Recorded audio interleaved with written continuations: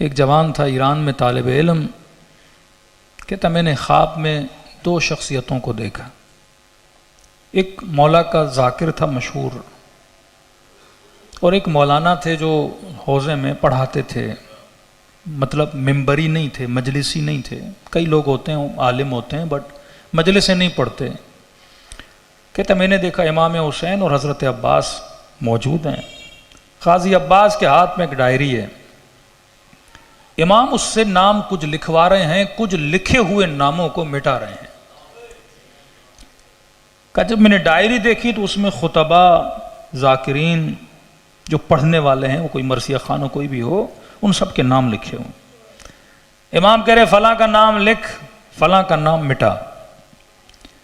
کہتا ان میں سے ایک نام کا امام نے اضافہ کیا، ایک نام کو امام نے کاٹ دیا، اور جس نام کو کاٹا وہ ایک مشہور ذاکر تھا، ذاکری کرتا تھا، اور ایک نام کو ڈالا، اور وہ نام اس مولوی صاحب کا تھا جو کبھی مجلس پڑھتے ہی نہیں تھے۔ کہ لکھ یہ آج کے بعد ہمارا خطیب بنا، یہ آج کے بعد ہمارا ذاکر نہیں ہے۔ کہتا نیند سے اٹھا، سب سے پہلے اس ذاکر کے پاس گیا، روزہ خان، مصائب خان جو ہوتا ہے۔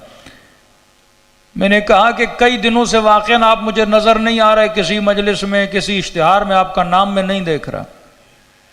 اس نے کہا دیکھو میں پہلے تو ذکر کرتا تھا لیکن تنگ دستیاں بہت آ گئیں، ظاہر ہے اتنا نذرانہ، کوئی مسائل اتنے آ گئے کہ گھر کے بہت مشکلات اور قرضی ہو گیا، لہٰذا میں نے مدتوں سے اس ذکر کو چھوڑ دیا ہے، اور فلاں صاحب کے پاس آج کے بعد نوکری کرتا ہوں، تنخواہ ماشاءاللہ اچھی ہے، اب گھر کا گزر سفر اچھا، کوئی بلا لیتا ہے تو چلا بھی جاتا ہوں، لیکن پہلے جس طرح اسی ذکر کے لیے زندگی کو وقف کیا ہوا تھا وہ میں نے چھوڑ دیا ہے۔ کہ میں نے بھی خواب دیکھا ہے حسین نے تیرا نام مٹا دیا ہے۔ بہت رویا وہ۔ کہ اس کے بعد اس مولانا کے پاس کیا، جنہوں نے کبھی مجلس نہیں پڑھی، اپنے حجرے میں چند لوگوں کو دین محمد اور آل محمد کی تعلیم دے رہے تھے۔ میں نے کہا مولانا اتنے خطیب اتیب ہیں لیکن ان کا نام نہیں لکھوایا امام نے، آپ کو آج تک میں نے مجلس پڑھتے ہوئے نہیں سنا، کسی اشتہار میں آپ کا نام نہیں ہے، لیکن حسین کی ڈائری میں آپ کا نام ہے۔ کہ آپ نے کیا مجلسیں پڑھنا شروع کی ہیں؟ کہ نہیں میرے لال، نہ کوئی مجھے جانتا ہے، نہ یہ فن مجھے آتا ہے، اتنا مصروف ہوں درس و تدریس میں، لیکن میں نے روایتیں پڑھی تھیں کہ اس ذکر کا ثواب کتنا ہے، اور قیامت میں ذکر کرنے والوں کی لائن ہی الگ ہوگی، خاص ثواب ہے اس کا۔ تو میں نے کہا میں کوئی بڑے امام بارگاہ میں تو نہیں پڑھتا۔